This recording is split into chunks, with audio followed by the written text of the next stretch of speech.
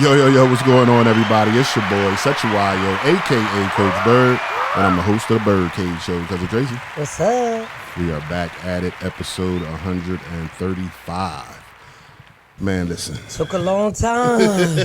Long time. Just like it took a long time for this guest that's sitting in the cage on That's the couch what I said, it took a long time to finally get here. You know what I'm saying? But I'm telling you, it's going to be well worth the wait. I already know. So just sit back, put on your seatbelt, and just enjoy this ride. You know what I'm saying? If you're watching us in the morning, get a bagel and coffee. If you're watching us in the evening, grab your popcorn and juice because it's going to be nice.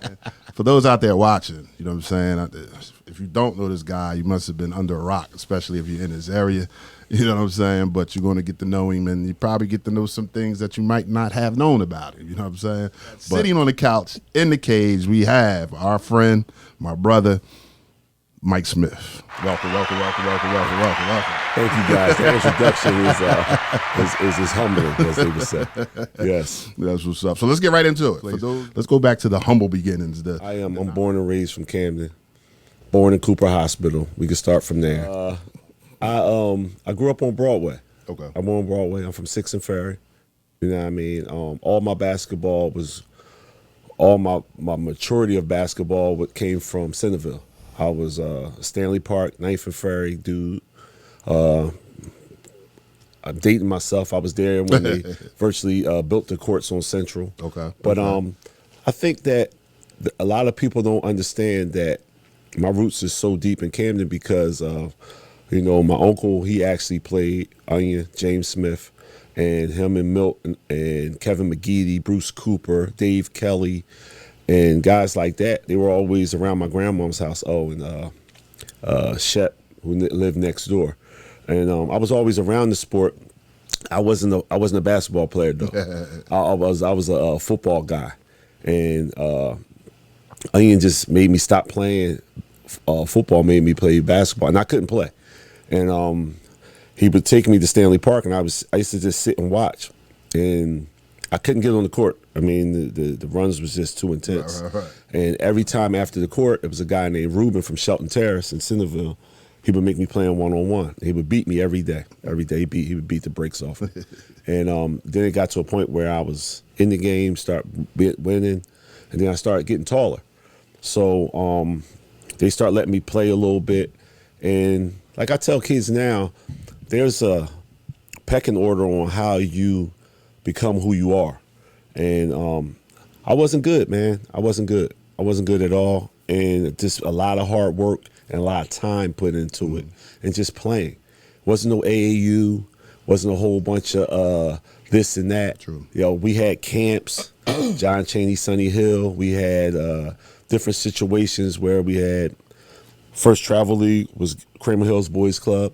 And that stuff like that was real intricate in my masteration because Coach Doc at the time. Shout out to Uncle Doc. That's there you go. Boy. There you go. If he didn't put me on that team, and he could have cut me, he put me on that team, and I was around just structured basketball at that time. And then they gave me some confidence. And the whole time, even when around like 8th grade. Where'd you go to middle school at? At first I was in Camden schools, and then 8th grade I came to Pensacola. And it was just when they my first year there, it was when they changed it from junior high to middle school. So Pfeiffer? That's when they made it Pfeiffer. Okay. There you go. Okay. So the crazy part was when we moved, it was on 44th Street in Amon, right around the corner. And I thought I was going to Wilson.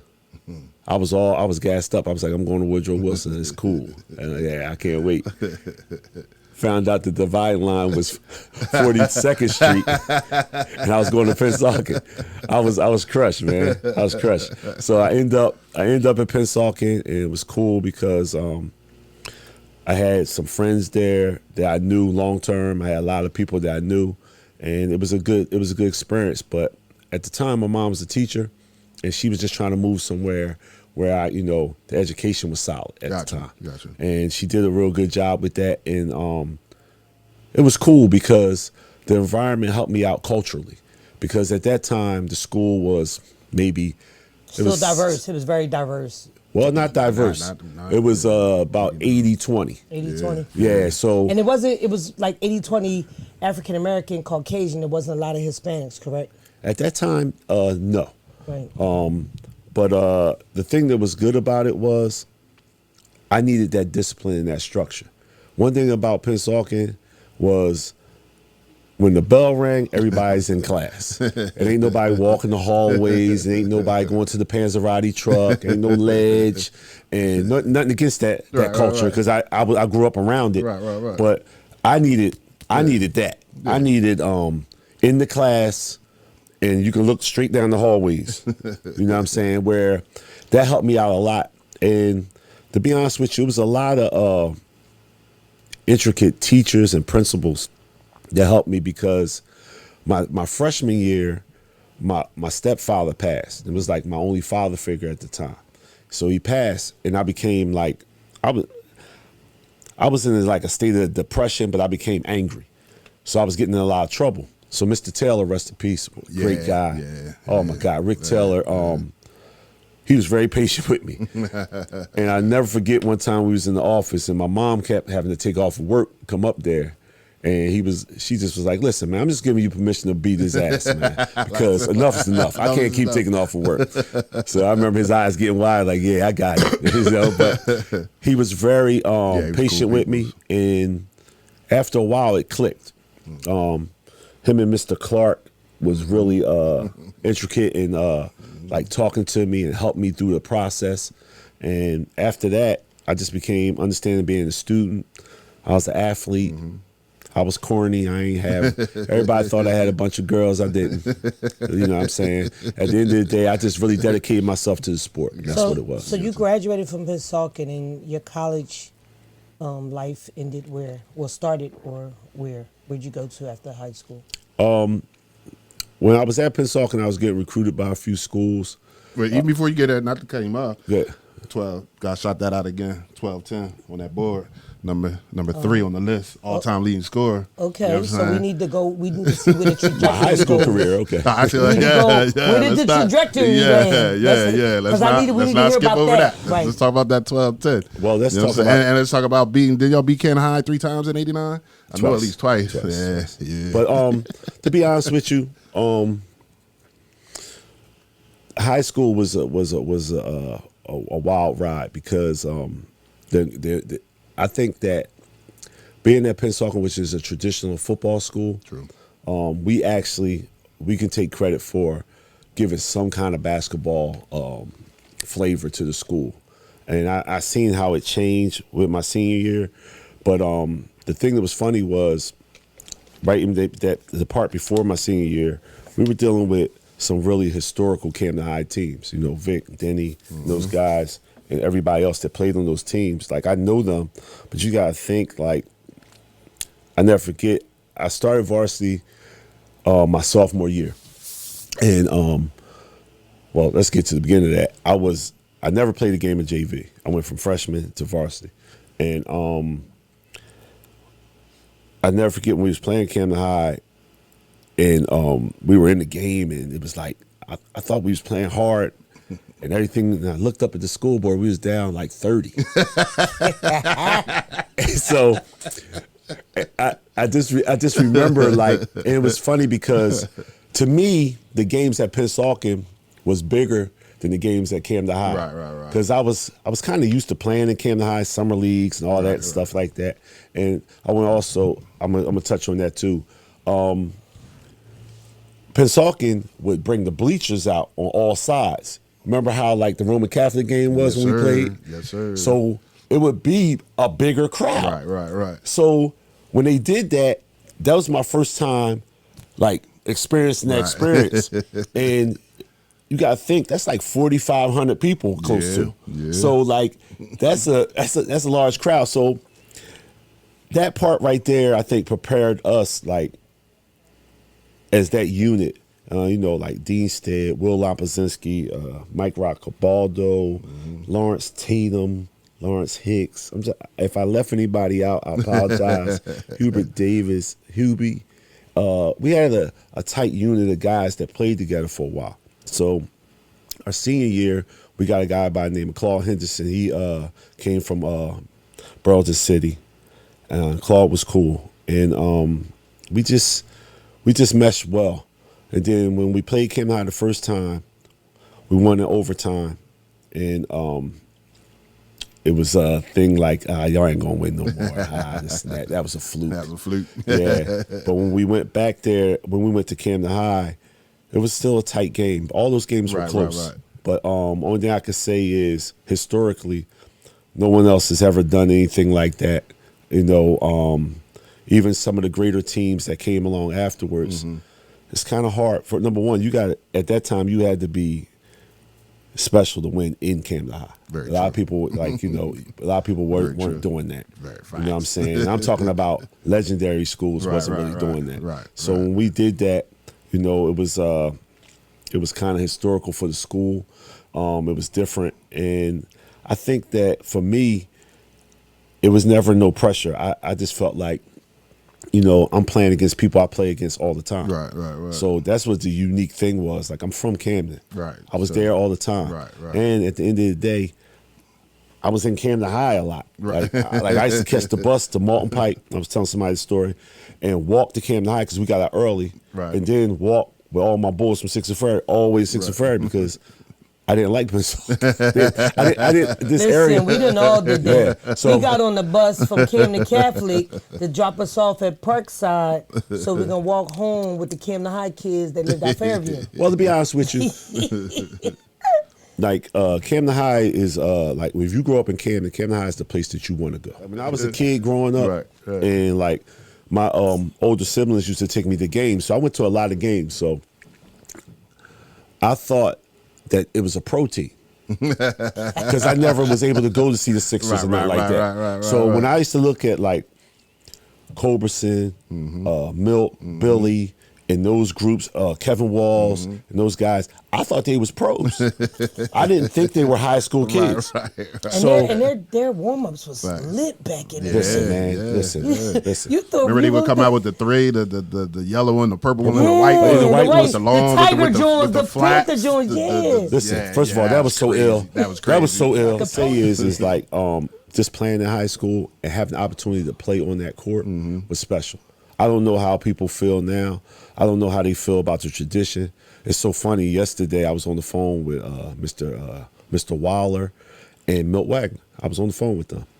And I was saying to Milt, like, it's important that these kids understand what the true tradition is going back a little bit. And I said, we have to do something to get you guys to come back and explain what it was, like what it is. Because I said to him, I said, I've never had a chance to say this to you, but I always wanted to say, how many points would you think you would have scored if you had a 3-point line? Yeah, that's crazy, right? Because I can vividly remember going to a game, and I seen this with my own eyes. He was like just stepping past half court. And letting that thing fly. Shot one, step again, shot another one, boom, and then shot another one. They called timeout. And that's 9 points. Right.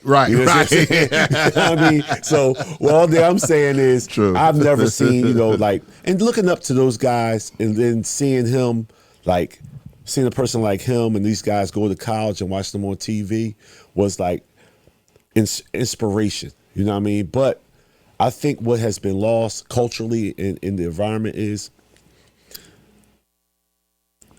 you could always play against the best players in the city. That doesn't happen anymore. They have this like culture where if kid is in college or kid is real good, the next coming up kids from the city can't play against them. It's like isolated. Now, my only issue with that is like now you're bridging the gap where you're not allowing for that development to take place. Right. So like my issue was if I didn't get a chance to be on the floor with Milt, Cole, Walt, Kev, and all that, that wouldn't have prepared me for college. That wouldn't have prepared me for anything. So we're gonna circle back. When I initially asked, the question I asked is, you left Pennsauken, third-time leading scorer, correct? Oh, let's get And to then this. in college, we need to talk about where'd you landed, why you landed, and do you think that your talent should have took you somewhere different and maybe something else placed you where you were at? No, I think one thing I think people get missed. Where did you go? Oh, when I first left, because of SAT scores, I went to Burlington County, and that was a good experience for me. It was, because that helped me transition from. Under Coach Fang? No, Coach Fang was at Gloucester County. He was at Gloucester. I had Doc Gooden and a coach by the name of Avant. His nephew was the one that played for Seton Hall. Okay. So that's where the connection came, where after my first year there, I was supposed to go to Seton Hall. Okay. So what ended up happening was I hurt my knee. They backed off, and which was cool. It was all right. I understand. And I think that going there helped me get the wheels to play guard, because they immediately put me at the 2. Right. And then some games they put me at the 1. And I was just like, I remember calling home to my uncle, because Onion played point. I was like, yo, man, what'd I do? I said, he talking about tomorrow I'm playing the point. So do you think, and I know you were at Pennsauken, but do you think you as an individual academically didn't prepare for the SATs? Because during our generation, the SAT was important. I think that my issue was my freshman and sophomore year. I think academically, when they came and looked at what I was doing my freshman and sophomore year, I was bugging, because I was in a state of grieving. You know what I'm saying? And I didn't. Step-pop had just died, right? Yeah, and I didn't. And I'm talking about, like, when that happened, it was like I see him in the morning, and it was crazy, because we just built a relationship that was cool. He was like a quiet dude, man, real quiet. And my mom was rah-rah. So he helped balance that out. Right. So what happened, what made me really like him is because he made my mom get me a pair of Adidas Forms when she said, hell no. So I remember that was the first $100 sneaks. Right. And I was in the store, and I brung them to her, and she screamed on me so crazy in that joint, like she turned them over and was like, what? Started talking about all her bills. But anyway, that's just who she was. But it was so embarrassing. But then, he kind of understood what my journey was. And he did something for me that was live. Like, we caught the speed line, took me over Philly, showed me how to shop at I Goldberg, how to do different, swindle deals, things like that. So he was a cool dude. So we was just getting close. And then he passed. And then it was just like, for me, it was a void, because my natural father, I didn't know. Gotcha. And come to find out, talking about history, when my father died, I found out he played for Cam Nod. Wow. And I Your never knew natural that. father, or? Yeah, my real father. Wow. He played for the Purple Aces. That's how old he is. Wow. You understand what I'm saying? So at the end of the day, like, my legacy with it, that's why when jokers talk to me, I just laugh, because, everybody got their own legacy in the city. My cousins played. Kevin Smith, who was a police officer, Kenny Smith, they all were on historical teams, man. Right. And they played there. You know what I'm saying? Sure. So I have family that's always been tied to Camden basketball. And to be honest with you, I had a special relationship with Coach Turner. A special relationship. I think a lot of us did. But I'm going to tell you something that man did for me that people didn't know. When I was a senior, he sent John C. Smith to Pennsauken, and they walked in the cafeteria to talk to me about going to school there. Oh, wow. And that's his school. Wow. And I'm be honest with you, he didn't send a lot of his own players to his own school. Yeah, true. So he virtually seen something in me that was crazy. And he asked me to come there my sophomore year, my junior year, cocksucker, what you doing over there? You know what I'm saying? And that was my thing. Right. I was supposed to go to Wilson, though. I was going to go to Wilson after my sophomore year. Okay. Some others came to my house. My mom told them to kick rocks. So with all that being said, you landed in, what college did you end up in? I was at Burlington, and then You went to after Burlington? After Burlington, I came home for a year, and I had a lot of schools, majority D2 schools, stuff like that, and I wanted to go back to school. Right. I didn't want to be home, so I wanted to go back to school. So at that time, that whole summer, I was working out with a guy, great dude by the name of Damu Foreman. He went to Textile. Mm-hmm. So Textile wanted me. I could have went to Morehouse. I went down there and visited Morehouse. I should have probably went there, but they was just talking about giving me a partial scholarship. So I was like, man. And I worked out with the team. I was like, I'm way better than these dudes. Right, you know what I'm saying? My right, ego. right. I was a kid. And this is where, let me tell you something. This is where parents come in. That's why you need a pop. And I hate to say this, not a mom, because my mom was just like, go ahead, man, figure it out. But she was emotional. Gotcha. Like, I needed somebody with a little bit of rational thinking to be like, yo, man, this is where you need to go. This is what you need to do. Because I had a lot of schools that wanted me, but when I made I did make a great choice. Then after that, the boy Damu was like, yo, forget textile, man. I don't like the coach, what he's doing right now on how his style of play was. Mm-hmm. He plugged me in with the coach at East Stroudsburg. And that was Sal Mentasana, great person. So you landed at East Stroudsburg. Yes. So I went to East Stroudsburg. And it was because it may have been a better fit for you at the time. Well, with the who the person had become, that may have been a better fit. Well, you know, it was a better style, and I tell kids this when they pick in school. When I heard about it, their rule was score over 100, keep the other team to 50. So they were up and down school, let's get it. pressing on everything, doing everything, and that fit what I was into. Right. So it's funny. I came back from Morehouse, but this is a funny story. While I was down at Morehouse, I went to Black College spring break weekend in Daytona Beach. I went down to Florida, so I really wasn't in shape at all. When I got back, the assistant coach, who is now the coach, Jeff Wilson, was at my house in Fairview, waiting for me. So as soon as I get in the house, I got my bags. I've been partying, doing all kinds of wild stuff. I come back. He like, yo, what's up? We came here to see you. I thought he was just there to talk. Yeah. So I was like, yeah, man, it's good. He said, you want to go up to the school? So my mom was like, yeah, he ain't doing nothing. So he told me to grab some stuff, some kid. I already knew what it was. But he said, you got some sneaks and stuff? I was like, oh, God. So we go up there, and we get there, and Sal was like he was like a Rick Pitino type dude. Okay. Italian boy with his hair back, custom suits, Movado, you know what I mean, slick talking, right down my alley. I love slick. And he was like, yeah, you know, we knew about you, blah, blah, blah, blah, blah. And a lot of people knew about me. What school was that? Strasburg. Okay. So a lot of people knew about me that I didn't know knew about me. Right. And they was just like, where is he at? You know what I'm saying? What's up?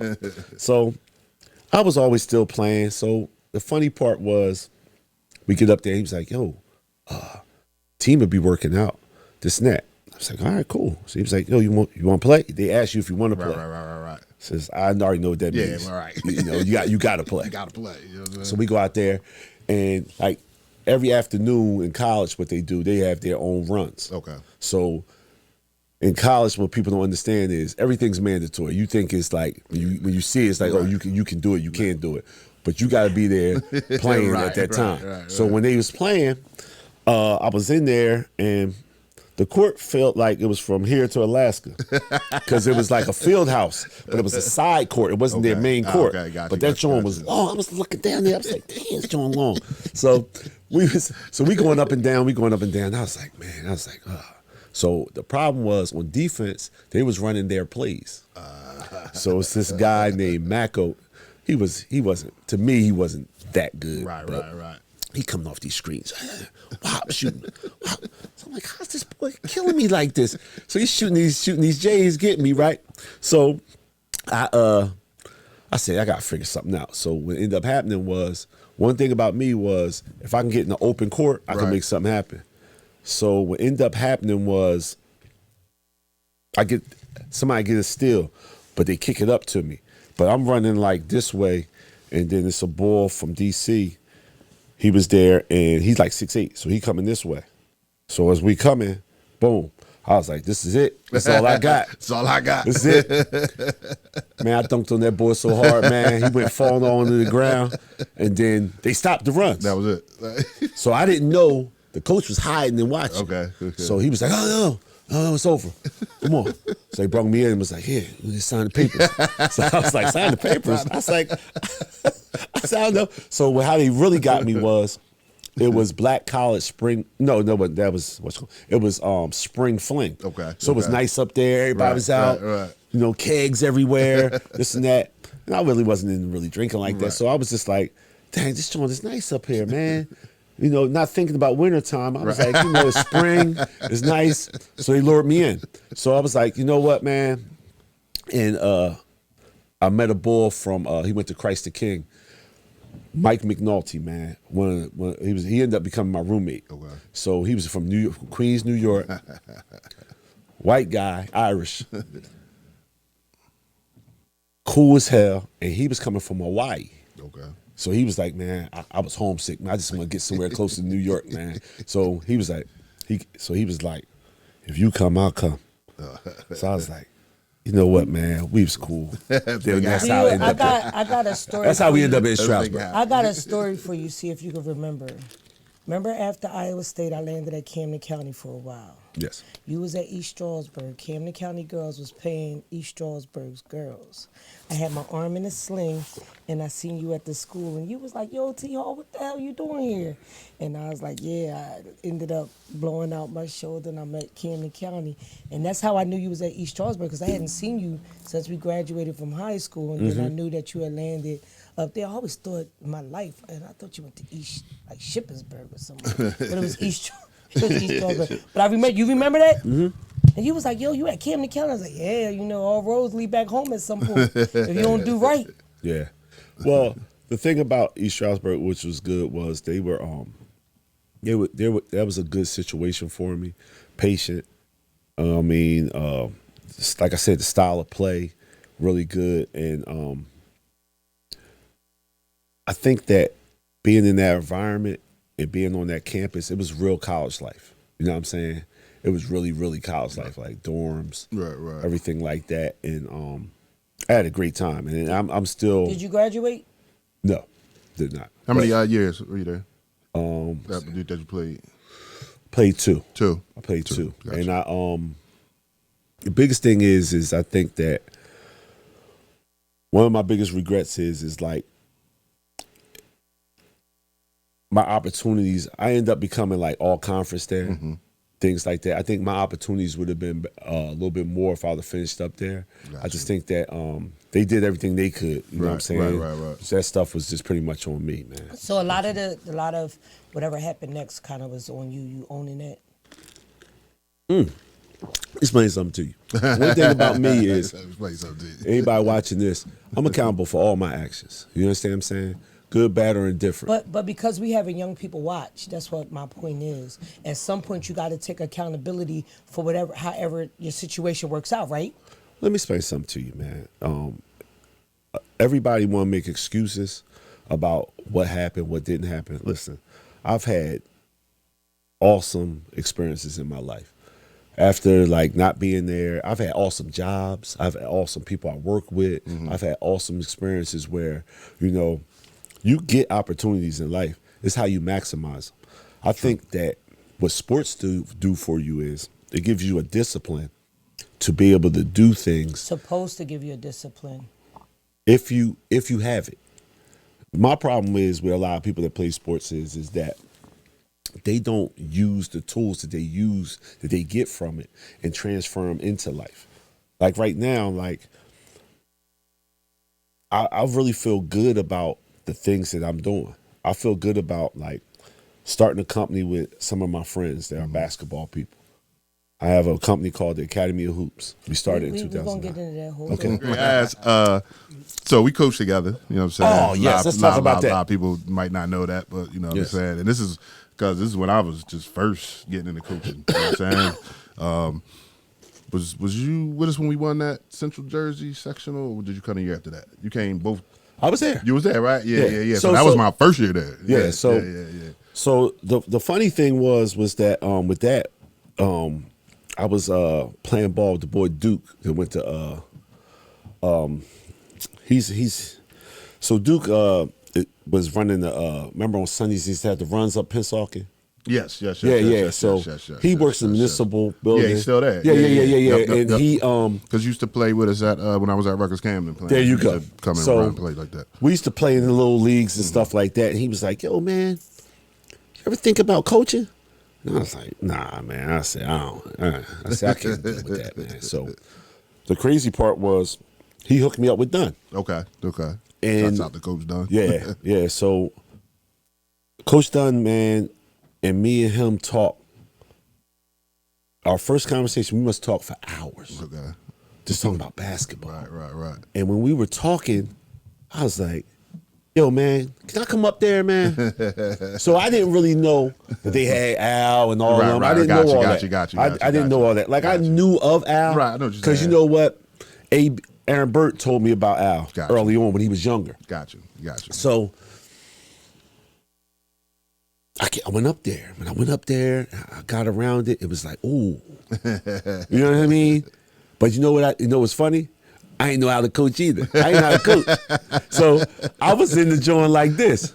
Yeah, man. Oh man, you don't do it like this. If you was like me, I'm thinking like a player, right? Exactly. And I tell people all the time. I was over there like, what you doing? You got to do this move and this and that. You know. So I had no technical understanding. I knew certain basketball stuff, but I didn't know how to coach. Right. So the first thing I did was I went to some coaching clinics. Okay. And when I did that, it opened my eyes up a little bit more. Right. And then the good thing about Dunn was he was a real student of the game. Very much so. When you sat down and talked to him, and a very open guy. Very.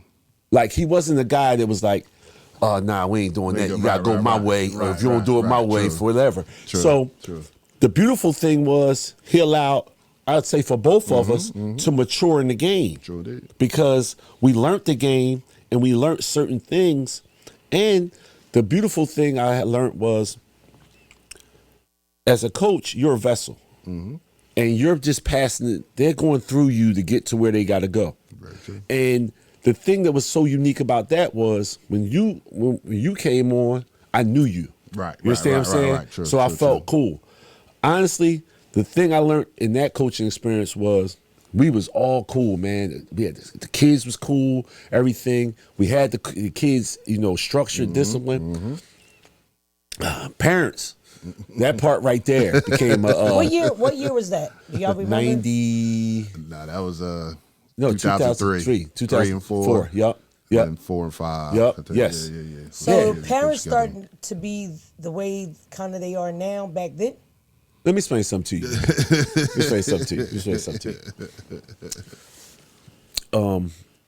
Parents are delusional. And I'm going to tell you why parents are delusional. Because if your kid is doing something and they're good at it, all you're supposed to do is like help out with that. You don't intervene as much where you start becoming the focal point. A lot of parents want to be the focal point where they feel like they want to be the decision makers and that, blah, blah, which is cool. That's your job for your kid. But when you start overstepping the boundaries of coaches and people that are trying to help, like you want to come in together as a group. Do you think the way our culture is going down is causing that to happen? Do you think like a lot of these parents see, especially because of social media, they see other parents allegedly doing X, Y, Z in their child's career and leads them to NBA, NFL, MLB, and they think they need to be that parent now? Do you think like that's making them delusional? Do you think like Well, two things I want to say to you is, number one is let somebody else tell you your kid's a pro. Stop saying that. Right. I'm tired of people. I talk to people all the time, and they always tell me somebody's a pro, and I just bust out laughing. I'll be like, no, somebody else makes that decision. Right. You, who are you? Right. You ain't nobody's GM. And right, exactly. Always talking about somebody. And here's the problem. Now, there is no more amateur athletics. The amateur athletics stops at high school. True. If you're getting paid, you're a pro. And the problem with it is, I'm just looking at myself. At 19, if you gave me hundreds of thousands of dollars, I'll tell you this right now, I might have been dead, because some of the things I would have did with that money would have been way out of the jurisdiction. But I think we talk about this all the time on the Birdcage. Now, stop me if I'm wrong, Sech. The parents look at the way things are going now with the money play, that their kid is their way out. Their meal ticket. So hold on, hear me out. Go ahead. So parents feel like they have to intervene because they feel like their kid sometimes is better than they think, or No, I'm saying they think that their kid is better than they are, but they're looking at the payday. Like you got parents that really look at their child as he's gonna be our ticket out, not realizing that as a parent, I support you so you can be the best version of you. I don't support you to get a payday. And a lot of these parents look at their kid as a meal ticket. Well, let me piggyback on that. True. Culturally, what happens is that, let's just go with the hood. You got parents that put the cable bill in their kid's name and mess their credit up. So if you're that kind of parent, let's just think about this. What you gonna do when that college come over there talking about, well, we're gonna give him 500,000, 750, this and that. Everybody loses their mind. Well, hold on now. Let's just talk about this. I am a component of this. First of all, if you give someone something that they've never had, with no financial literacy or anything like that, it's the institution's fault. Because what I'm looking at is this. These institutions, the individuals that's there, these coaches, they know what to do with their money. Right. These handlers know what to do with their money. Right. The problem is the product doesn't know what to do with the money. That's a good point. The mom does it, the kid does it, nothing. So when you are, quote unquote, a handler or you're the coach and all this and that, I don't see none of them talking about they have money problems. Right. You know, no disrespect. That's Calipari, Rick Pitino, any of these top-notch coaches, Set for life. they know what to do with their money. True. I just heard Rick Pitino talking about how he bought some horses and invested in horses where he's still getting paid today. Calipari is not wearing. I guarantee you, whatever he makes, he's investing properly. But I tell you what, he's not going to one of his players and saying, hey, check this out, son. I got the inside scoop on this investment. Right. This is where you should put your money at. True. Hell to the no. True. You know what they do? They just give you the bag and let you do what? Blow it. Blow it. And at the end of the day, you're sitting there scratching your head Like about what how happened? you blew it Yeah. because you're right next to where the paper is supposed to go, but not knowing what questions to ask, not knowing what to say. True. And the But scary it's part still of not. It's for me. We have generations of people who've gotten the bag, and it's still not getting better for some of our young athletes that's getting to the bag now. well, listen to No about this. lessons are learned. Let me explain something to you. Problem with that is this. There's a disconnect in generations. Case in point. Camden's only 4.5 mile radius wide, right? I'm there. I came back to try to do something with the youth, basketball and stuff like that. All the basketball heads can't come together for nothing. So you got 1,000 high schools for nothing. For nothing.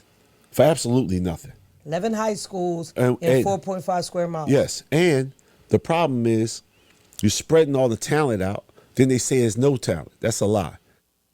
The issue is that you got to develop the talent. And nobody wants to take the time to do that. Secondly is this. The problem is there's not enough people around to help with that right there because nobody's giving them any knowledge of literacy when it comes down to that. True. Nobody's not talking to them about like sacrifice.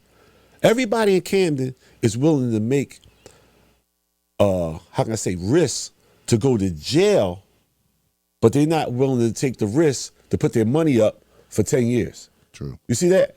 So if I go to college, right, the number one thing is I was talking to a college person at a predominantly university, and they have a thing now where they have a person there that helps them navigate through that, right? Okay. So a local university, you know what he said? He said, man, they living like rock stars. He said we feed them 5-star meals, we give them clothes. Watch this, you don't need none clothes.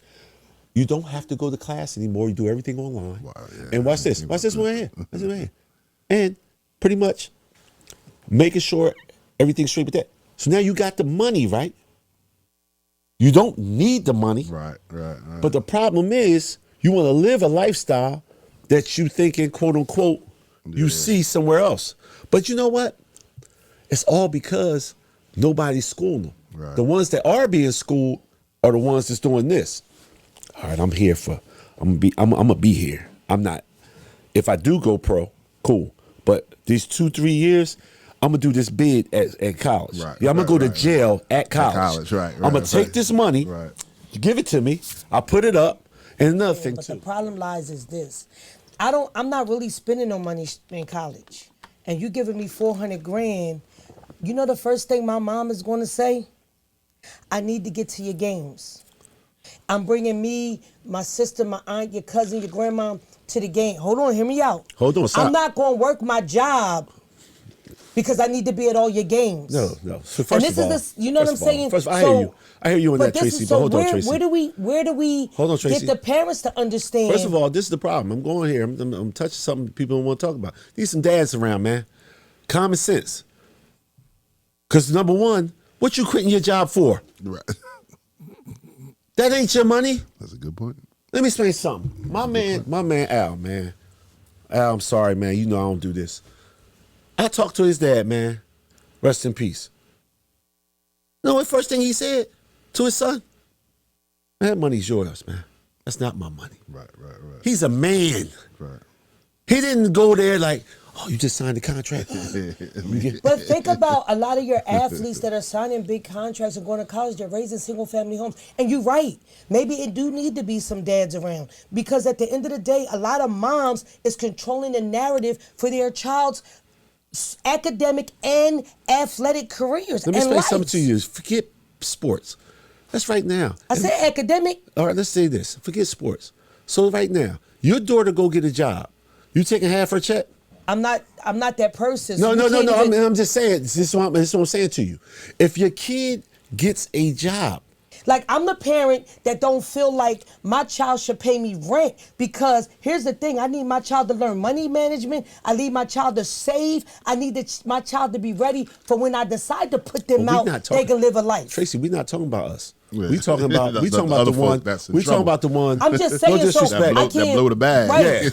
Yeah. So I think people still don't want to hear that they're looking at their athletic son as a check or their athletic daughter as a check. You have a lot of people that look as their athlete as he's my ticket out. You don't have a lot of families that's going to say that's their money.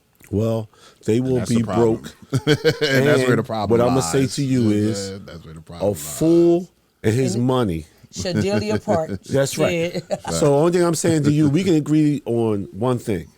If you don't have no financial literacy, that's somebody, the key. listen, man, That's we the see key. horror stories about money is all over the place. People hit the lottery and go broke for way But more also, money. too, the reason why we bring people like you onto the birdcage, because we need to know at some point that ball going to stop. And you need to have a plan B to your plan A life. Because everybody's plan A always falls back to plan B. But you know what the real thing you got to have, and I noticed this in any walk of life that I've been in, and nobody's doing it anymore, we're not making the product have a better character. That's one of my biggest things now. I talk to kids, it's about their character, man. And morals. Well, Yeah, that too, but your character means Take a you lot. a long way. Because let me explain something to you. If you got bad character, that means you're doing this kind of stuff, like somebody turned their back, you're digging in their pocketbook. Like that's bad character. Like if bad character won't get you anywhere. If you got good character, no matter where you're at, you can be at the lowest of the lowest place and you'll get opportunities, or the highest of the highest and you'll get it.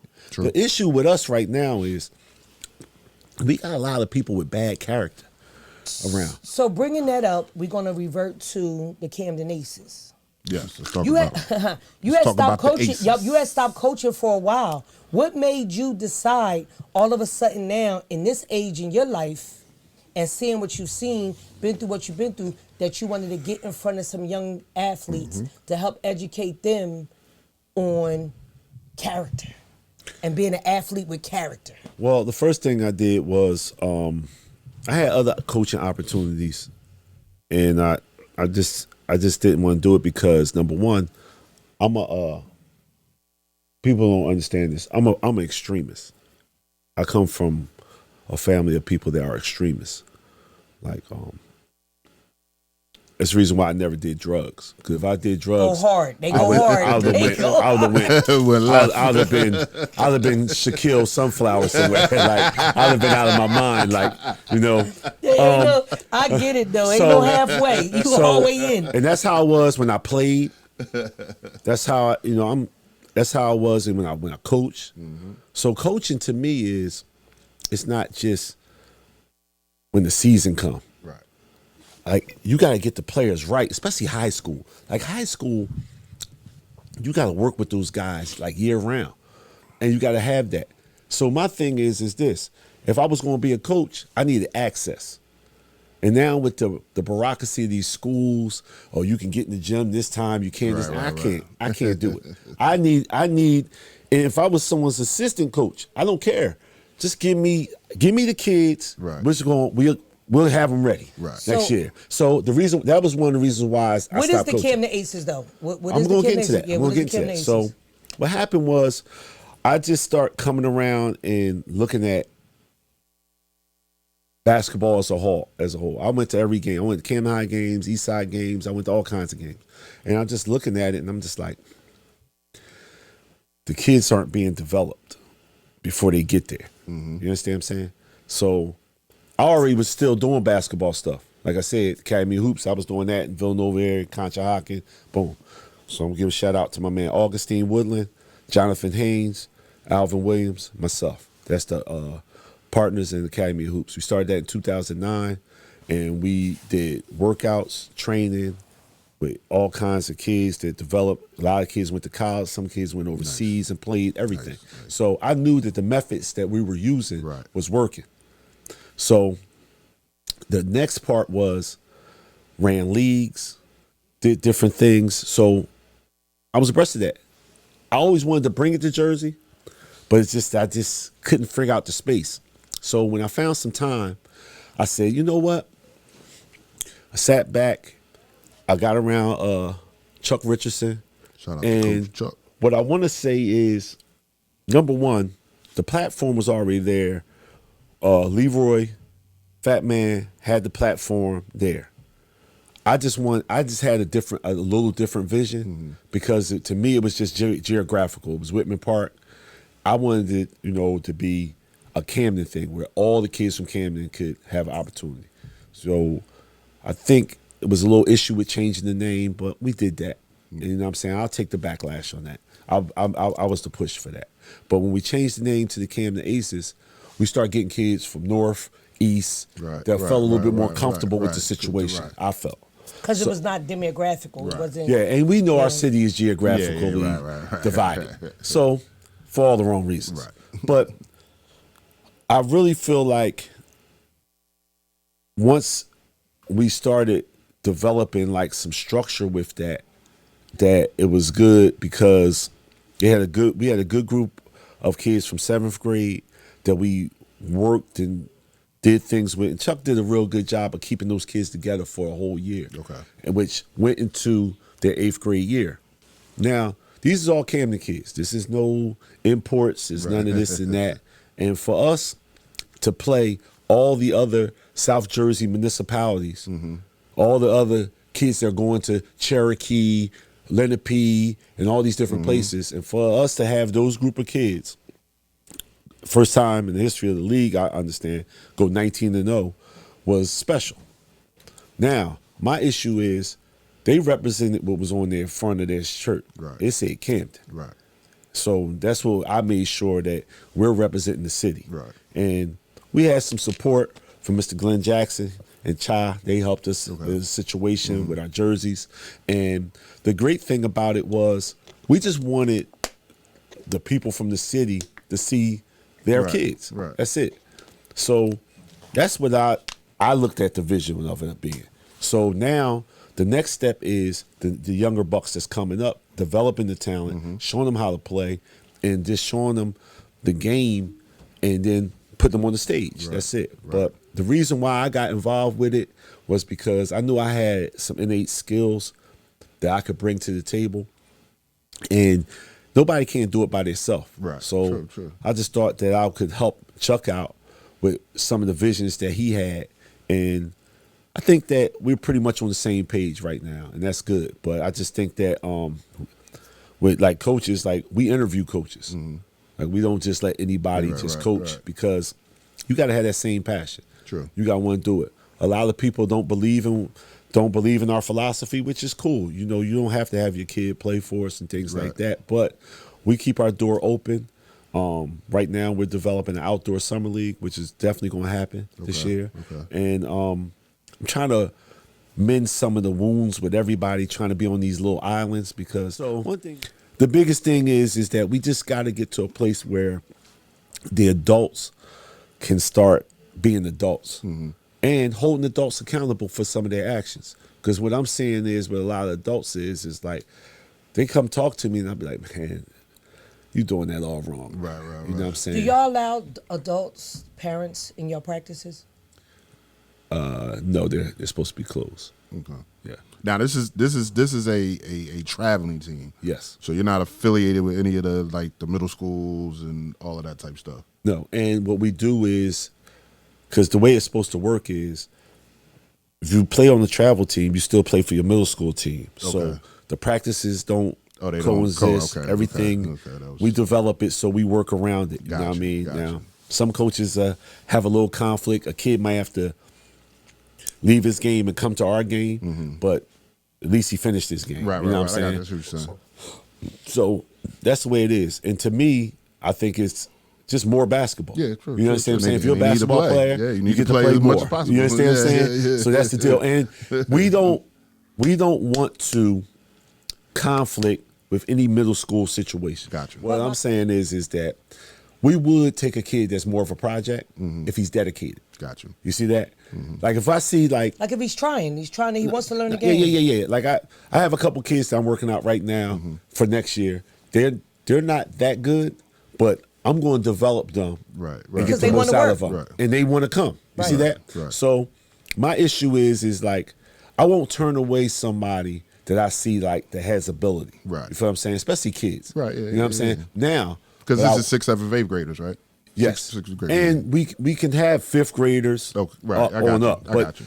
our issue is this. Number one, we need credible adults to be involved. Right. Number two, we can do a A and B team and all that if we have you more say people. credible adults, and I'm gonna stop you right here. I live across the street from a park, and I ask this question all the time to all the organizations.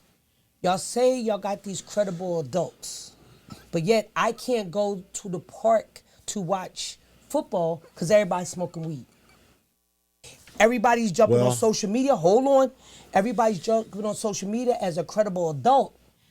If I get in. You understand what I'm saying? But Tracy, so my question is, when we say credible adults, is it people willing to give their time and have credentials in that sport? Or are we looking at character? Well, he said they go through the interview process. Yes. So let me help you out with that. So, our environments that we create in the city is what we create. You see what I'm saying? So what I'm saying to this is this. I know what you're talking about. I was there. I seen it. That comes from the accountability of this. Number one,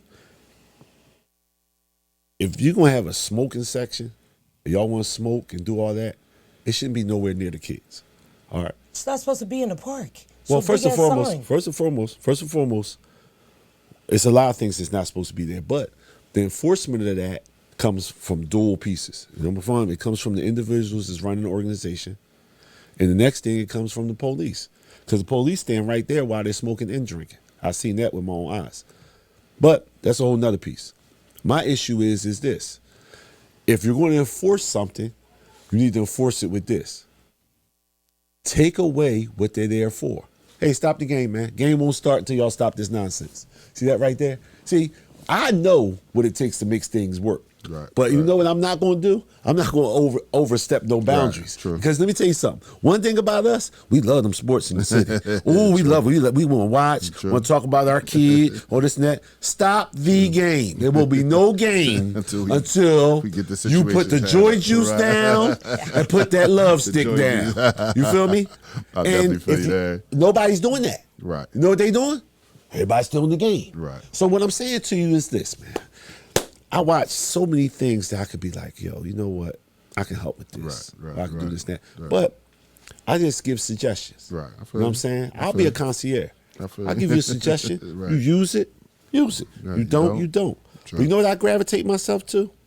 People who want to listen. True. If you want to listen and you want to hear something, and another thing too, I'm a great listener. I will shut up and listen. But if you're talking some BS, I'm probably not listening. that's my last conversation with you. I'm probably not listening. And another thing too is like I don't put myself in situations where I take something from somebody now and I owe them. Right. You understand what I'm saying? That's what you're saying. You know what I mean? Yeah. So what you're saying is this. You're right. Environments, things need to change. It's like, I get it. Only thing I can say is like, it's funny you say that. We was just talking about when we go outside for our summer league, like creating a section for that. Because let me explain something to you. The weed is legal. They're going to smoke and drink. They just have to get away from the court. Right. Because I'm going to have kids there. Right. But y'all got to go over there and do that. Right. Because I hate to say it, I do want the community to come. Right. But you know what? I understand our community. Right. A lot of them have pain. You know how they deal with their pain? Mm-hmm. True. All day, every day. True. And you know what?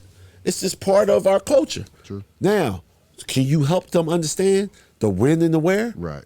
Yes. Right. But you got to be, you know another thing you got to be? You can't be doing it with them. You see that right there? You can't be over there talking about. Now you looking hypocritical. Let me taste that. Let me taste that real fast. I seen that too. Yeah. I seen that too. You can't be coaching talking about, like, hey, what you got? Yeah. No, let me get, hold on. And run over there. Hold on. Let me get a little taste. You know what I'm saying? I seen that. But that's true. none of my, listen, let me explain something to you. You got to set the example and you got to do the best you can. All I'm saying right now, Tracy, is like, we got to get like-minded people on the same page around these kids. Because you know what? The kids want the structure. They want the discipline. True. It's what you put involved. True. But you're right. Certain environments, they're a little deep. Now, let me ask you this. With kids, like when you said the other schools, and I've seen your schedule, so I know some of the, the other schools, other areas that you play. Like, it's like essential, like you said, like the Marlton kids, they're going to Cherokee. You know what I'm saying? Such and such kids is going to Hadfield. These kids is going to, but how is it with the 11,000 coaches we have in the city? Like, how does that, what does that look like? Like, are the coaches reaching out to you? Like, if you have a couple standout players and they're not sure where they want to go, and do you have coaches coming to you? Like, or do you have, where is he going? Conversations with the parents about what's the next step for their 8th grader? Because it's like they can go anywhere. It's 11 schools. Like, they can go, right. Is it not like, all right. You know what I mean? I'm going to touch on a subject that's really been like, it's been kind of bothering me really inside, because it's like, we're working with these kids, and we did a thing where these kids became marketable, like people want them. So, and I knew it when I seen like how enthused the Bishop Eustace coach was. I'll use him for example. Cool guy, great guy. Grew up in Whitman Park. People don't know that, but I always worked on this premise, and it's been good for me. Even when we had kids that was going to college. I never lose my credibility with anybody, because the first thing I do is I take myself out the equation, and I disturb, if you're interested in the kid and you want them and you come to me, if you came to me, Right. I want to be clear with this. I introduce you to the parents. So now you can give your spill to the parent. Right. That's my rules. Right. I've always gone by that when it came to kids with college. And it's the same thing with this. Gotcha. Now, let's touch on that. A lot of coaching staffs in the city are not pursuing the kids until it's too late. So it's been some misappropriation of why y'all ain't send the kids to me. Gotcha. When at the end of the day, we've been around, Right. more than ever. Right. We've had events in the city where you could have came there and got the pick of the litter even outside the Camden Aces. Gotcha. But my issue is this, man. Number one, I'm not on anybody's high school coaching staff. Mm-hmm. Number two, if you just would have came and asked, like few coaches did, Mm-hmm. and I did it. I had a coach in the city where the mom was adamant that she wasn't sending the kid there. I don't like him. Why you don't like him? I don't know. I just don't like him. And she was dead serious. The coach comes to me and was like, "What's up with the kid?" I said, "Hey, man, you got to talk to the mom. You got to talk to the mom. And watch this one. It's going to be a tough one. It's going to be a tough one. But go ahead. She's right there. She's right there. Yes. You know what I'm saying? And you know what? He did. He sat down with the mom, and the mom was like, "Oh, I didn't even know it was like that." Okay. And set up shadow days and all that. Right. Now, my issue with a lot of coaches is I don't think they have the system set up where if it's not them, their assistant coach does it. I'm going to give them that pass. Gotcha. The next thing is everybody tries to make it seem like I'm anti-Camden High. I'm not anti-Camden High. I want to be very clear here with that. Right. I talked to Quaz, Vincent Jackson, who I knew all my life, because I don't know the head coach at all. I don't know him. Shit, And- we don't. Yeah, I was great to say. But what I was, You're not the only one there. and this I'm gonna say on record. I watched that young man coach, and I watched him. I'm gonna give him a pass this year because he was handed a very disjointed team. You know what I'm saying? That's not his program. Right. I would have to see him bunch of under his individuals. program Right. to charge him to Right. anything. Right. A lot of people have been charging him with a lot of stuff, and to be honest with you, he inherited A sticky situation. well, let's just look at this. A bunch He of individuals. Yeah, You know what I'm saying? he inherited a lot of put together stuff. Yeah. Didn't have any No chemistry. It was no no chemistry. program being built. Nothing. You know what I'm saying? So we'll see.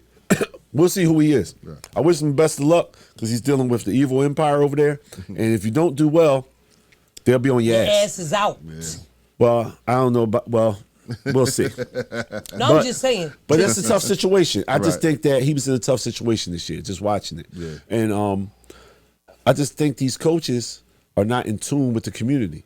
So what I'm gonna do my best to be is I'm gonna create a lot of community situations where if you don't come or you feel like you won't be part of it, please don't say I'm steering kids to this place or I'm steering kids to there. Because to be honest with you, if you're a coach and you want kids and you want kids in your program, I am open for you to talk to any parents you want to. My parents, I tell them how to act when they're talking to you. I try to help them through that process. And the biggest piece is helping them understand how to talk to high school coaches will help them if they have to talk to college coaches. True. And that's what I do. So at the end of the day, I want to get rid of that narrative that me and Chuck are telling kids to go to certain schools and this and that. Because if kids want to go, another thing I just want to let everybody know, kids that play together like to go to schools together. True indeed. So very true. they're doing that on their own. That's very so true. I have nothing to do with that because you know what? Once they leave the Camden Aces, Right. I am whatever. And another thing, you've asked me to come to your practice. I haven't been there and I apologize.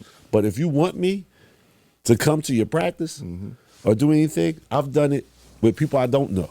So at the end of the day, that's just who I am.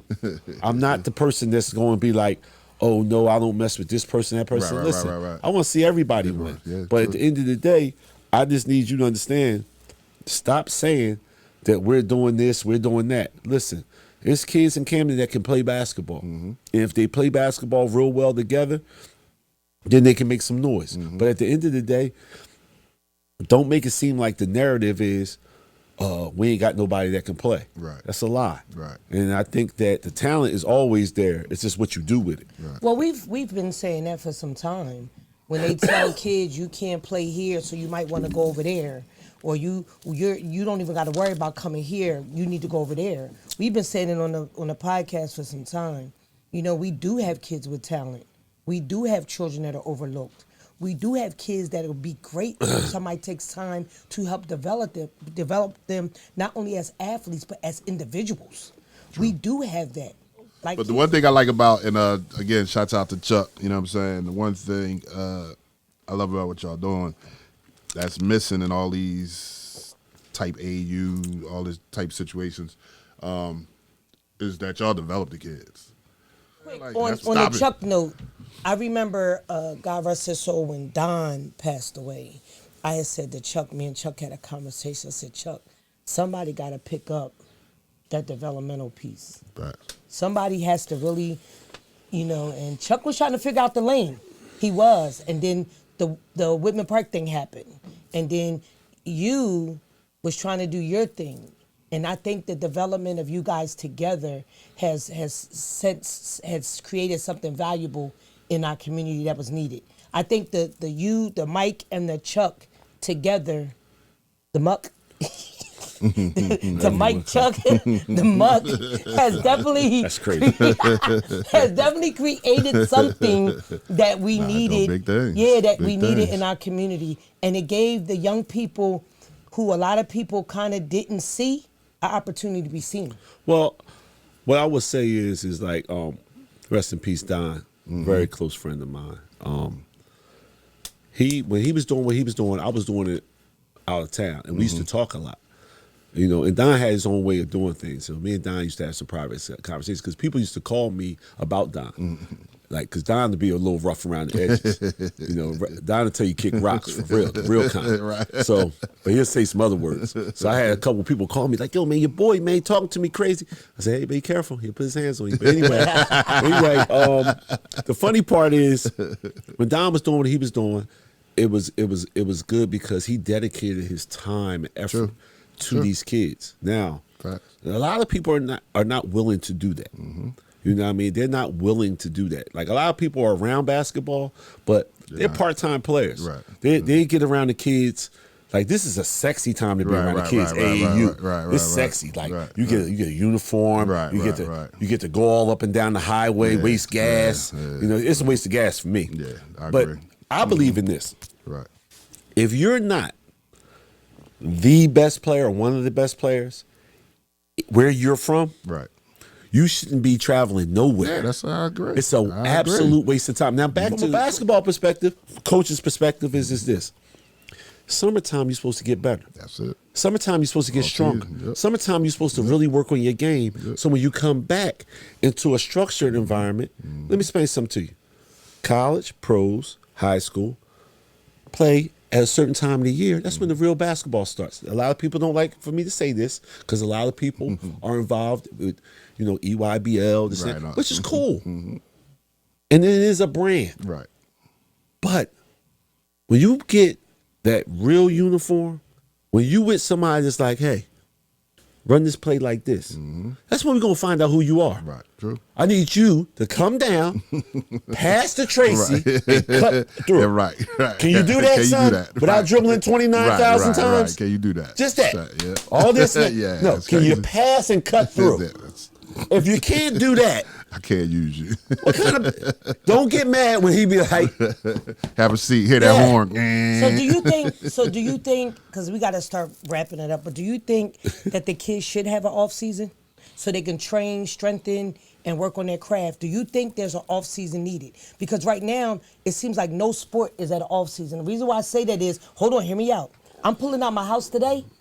I can't make the left on Hollowell. It's cars on both sides of the street because they're playing football. yeah.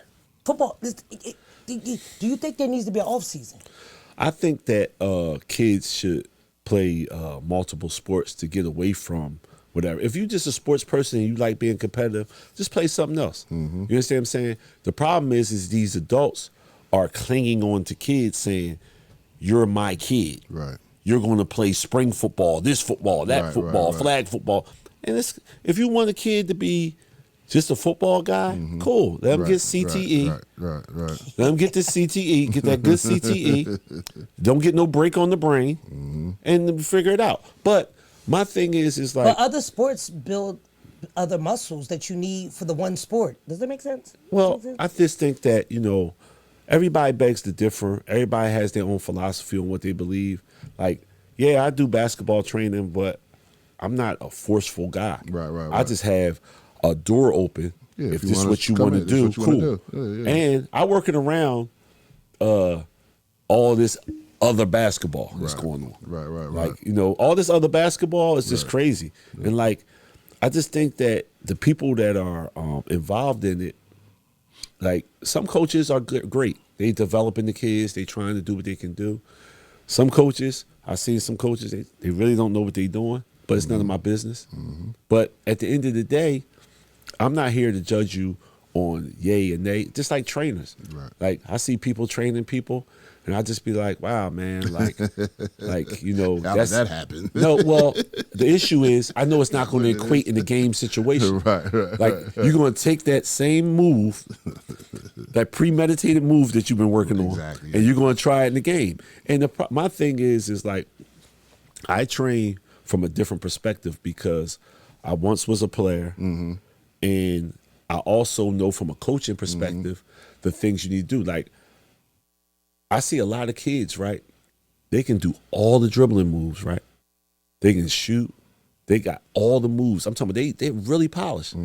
But if you tell them to set a screen, if you tell them to set a screen, a pin down, anything, like any kind of screen, they can't do it. That's right. But you know what?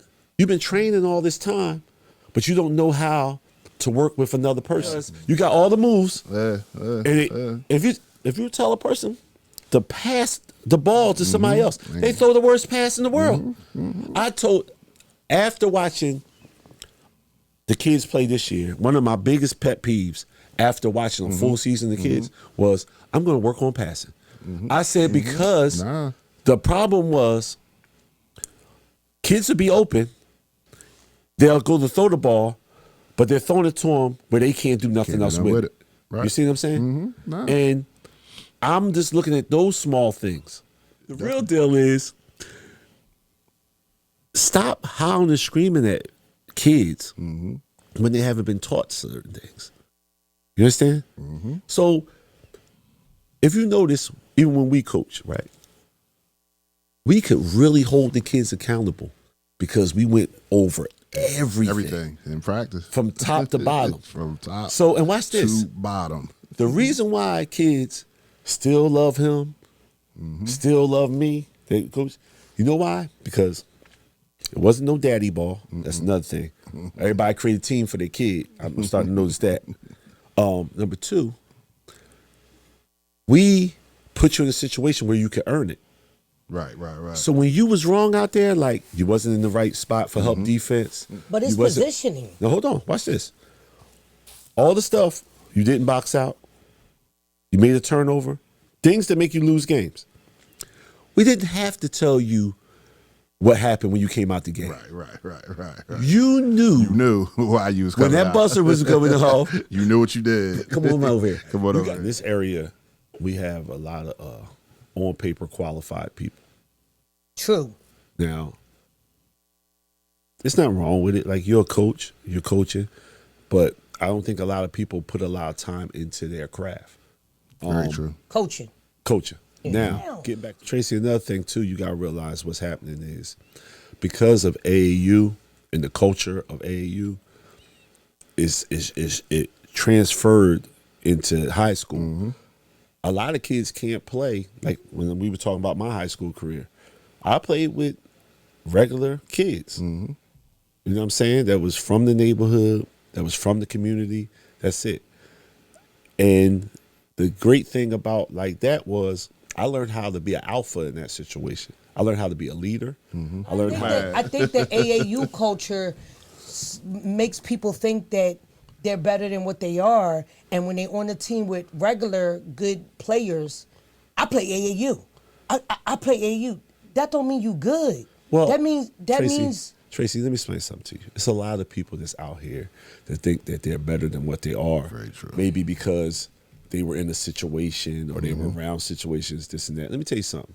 Just because you play for a particular team or something like that doesn't make you be what you think you are. True. Like I watched a young lady that I work out. She goes to Gloucester Catholic. She was their point guard, and she's just a hard player. Right. She plays hard, and she plays right. Right. It goes along. So at the end of the day, She wasn't the one getting all the accolades, but without her on that team, they don't win. They don't win. True. You see what I'm saying? I'm talking about from a defensive aspect. But you got and running it. But what I'm saying to you this is going to be a conversation for another day because you got coaches out here that don't even acknowledge the hardworking player. Like I tell young ladies all the time, I wasn't a big scorer, but my defense got me D1. I'm blocking shots. I'm stealing balls. I'm D'ing people up. And you know this, Mike. But the coaches nowadays, everything's about the point score. If you ain't scoring the points, you did trash today. But what about the 5 steals I had I stopped the number 1 scorer from their team from scoring 100 on us. How about that? Let me ask you a question. I'm going to give you the 2 reasons why, the majority of the reasons why you lose a game. Turnover ratio and being out rebounded. If you look at, and this is the problem, nobody keeps stats. Yeah. If you got out rebounded, that means you gave up a lot of second shots. That's true. And if you got less assists and more turnovers than assists, you usually lose the game. Those 2 things are the indicators. Absolutely, we know that. Now watch this. That has nothing to do with scoring. But let's look at his history. Right? We come from an environment where we don't even know who the all-time leading assist leader is at Camden High history. Or the all-time leading rebounder. You know why?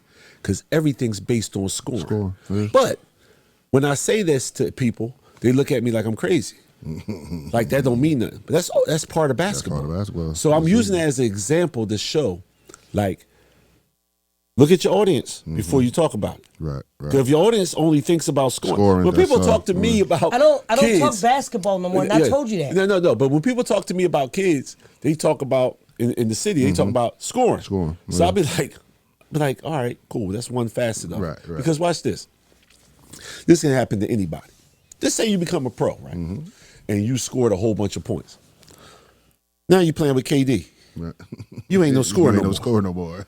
The scoring is over. Facts. You're not scoring 40. You're not getting all those shots no more. See what I'm saying? Yeah, so very true, basketball is a sport where you got to learn how to be a chameleon. Because if you're not a chameleon, you won't last. What I'm saying to you, Tracy, is you had a lot of good points. It goes with a lot of pieces. Preparation, coaches. Not understanding the game in totality, coaches.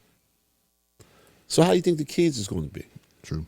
And if individuals are in those situations, it's tough because now you're battling something that of ignorance. True. And when it comes down to the sport, you got to understand it's totality. You got to be a player, like you said, you play hard defense. You know what I'm saying? Things like that, which is an attribute. Defense will keep you on the floor. Yes, it will. But if that's not being talked about, if that's not being emphasized, if you don't have people on the string, and number one, this is just my philosophy, people can beg to differ, you have to learn man-to-man defense before you can play all that other stuff. I agree. And I'll be honest with you, watching people coach, watching what they're doing, a lot of people don't know how to teach it. So they wonder why they're losing. And they don't have the kids in shape to do that. Well, that's a whole nother piece. But if you don't know where you're supposed to be or what to do, you're out of pocket. Makes it a lot more difficult. So defensively, if you can get stops, because watch this, every great player has been off before.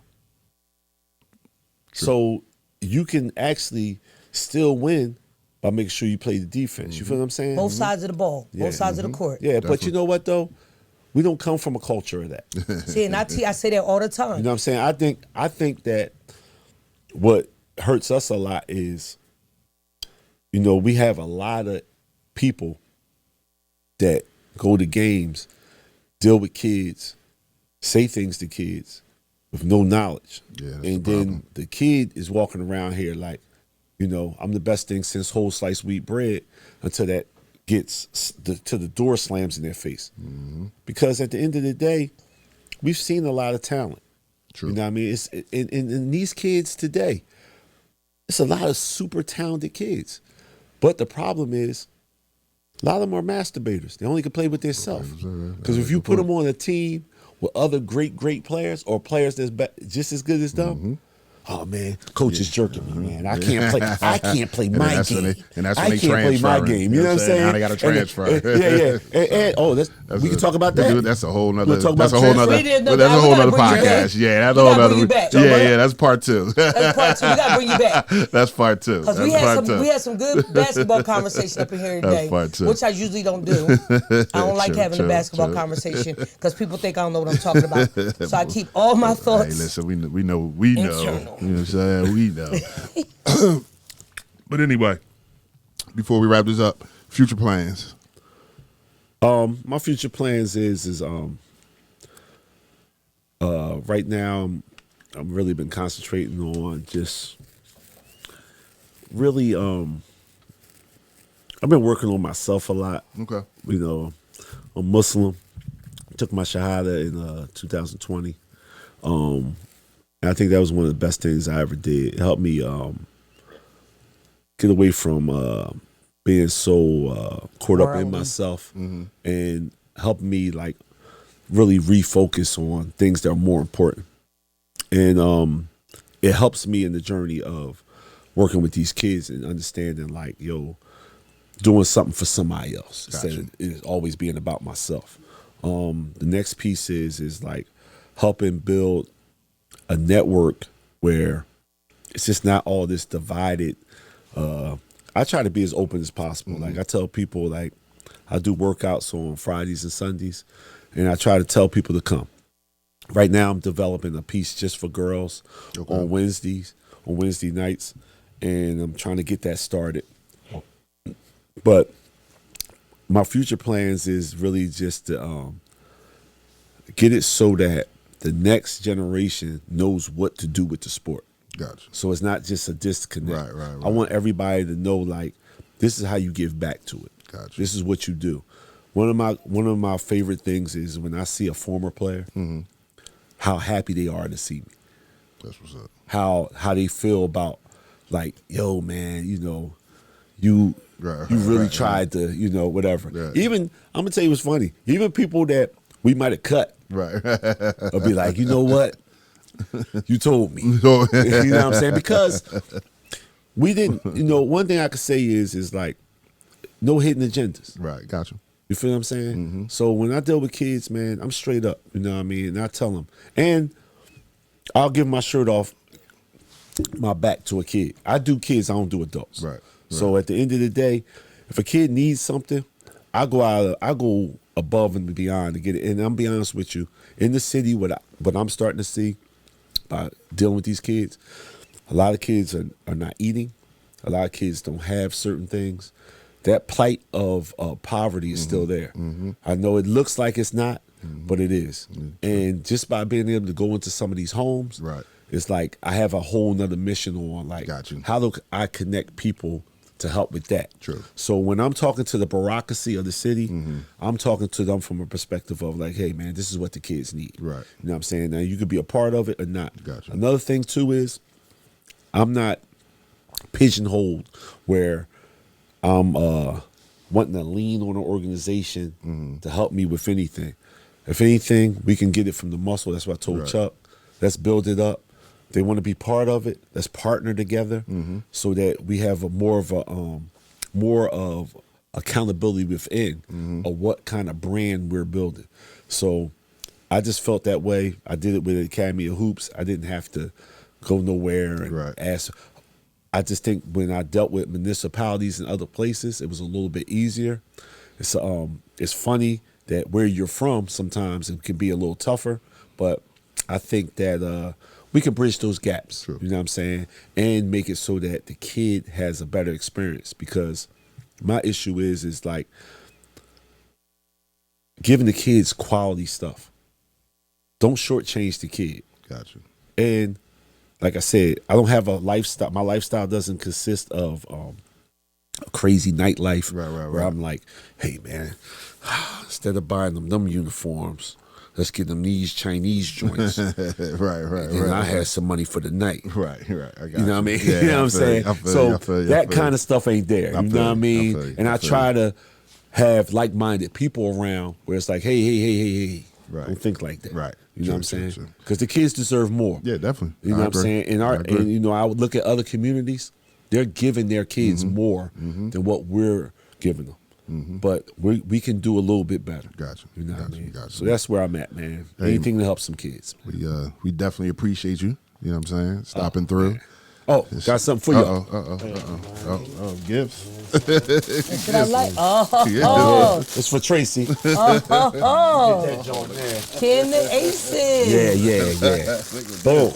There you go. Put that out. Wait, let me unbox mine. Seth's got some new in the pool he got. You know, I'm sorry, Tracy. I couldn't give you all them colors, but Seth, you know, I mean, you know, boom. There you go. Look at that. Yeah, you know. Yeah, that's my. Yeah. There you go. You know what I'm saying? You see what's on there. You know what I'm saying? Y'all can walk around with that. Yes, you know what I mean? Yes, And understand, like, you know, that's what it's about, man. You know, you guys are more like family than just coming here doing this with strangers. I appreciate you guys for having me, and I just think that the message that, you know, we're trying to put out there is important. You know what I mean? And that part right there, man, is just a small taste of gratitude for you guys. You know what I'm saying? Having this platform and making sure that, you know, hey, man, you know, give you guys something that, you know, that come from the kids and representing what, you know, what's going on right now. Thank you. Thank you. Yeah. Thank you. You know what I'm saying? What you got, cuz? Bring us on. So I'm just going to say this. I think today we talked about a lot, but the key takeaway from all of this is changing the mindset. Our mindset needs to be changed. We need to rewire how we think when it comes to dealing with our children and preparing them for life's work and mission and preparing them in the athletic realm of what's to come next. So when y'all watch this, if you don't take away anything else from this, take away the fact that it is springtime. I always talk about spring cleaning, and we need to focus on changing our mindset and just understand that lessons come out of losses. And a lot of times, lessons are something we need to focus on so we can be better as individuals. That's why she is the closer. You know what I'm saying? Well, again, with that being said, first of all, again, I'd like to thank our guest, Mike. That was great. Appreciate it. You know what I'm saying? We're definitely going to have you on again. Yeah, part two. We got some other things to talk about. Finish. You know what I'm saying? So we're definitely going to bring you back, but we appreciate you hopping on, spending some time with us. You know what I'm saying? So with that being said, once again, I am Sechuayo, a.k.a. Coach Bird. I'm the host of the BYRDCAGE show with my lovely cousin and co-host, Cousin Tracy. We'll talk to you soon. Yes. It was a stone groove, my man.